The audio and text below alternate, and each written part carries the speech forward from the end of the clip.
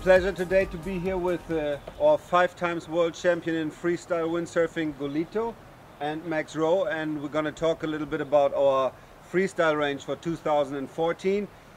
We're going to introduce 4 hot brand new models, shapes in our limited team edition, and we present 2 models which have been famous for a couple of years already, our 100 and our 110 in the BGS glass version. Golito, how does the new board feel?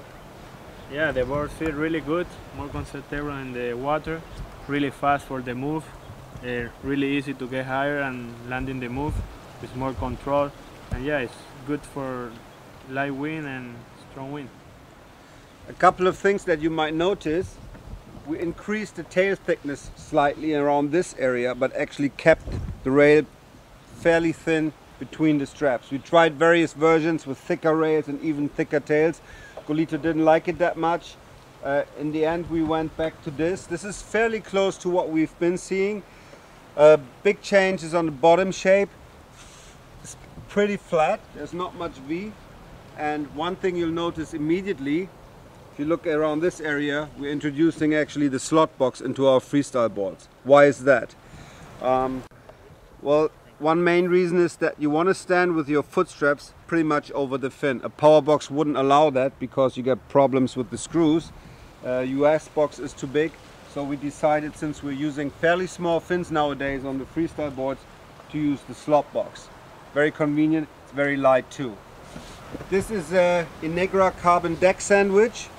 Super light, the boards. I had the chance to try these new shapes now for the first time during the photo shoot. Golito was involved during the whole R&D process, so he knew already what he had to expect. So, but tell us a little bit how they felt when you used them the first time. Yeah, I've been loving the new shapes. I especially like how much faster they are to our previous model, and also I'm getting a lot more pop during my moves as well. Sounds great. One thing you might notice, we had on the previous version, we had like sort of a double rail in the tail. What we actually did on this board, we kept like a conservative deck, but built the double rail into the deck pad. So you can see that you get the same feature, but it's actually more smooth around this area. So this is a new feature. The Team Edition skate is really the board you want to compete on. That's what Golito and Max, what these guys use in the competition. But we're aware of the fact that there's people that love freestyle but might not necessarily want such a radical board. That's why we kept 2 of our most proven freestyle shapes over the years actually in the range. It's the Skate 100 and the 110. Can you give us a quick overview how they compare to the Team Edition, Max? Okay, so yeah, the BGS glass version is great, especially for anyone learning freestyle. It's a little bit longer, so it just allows the nose to engage a bit easier. So anyone starting out learning Spocks and Vulcans, this is a perfect board for them.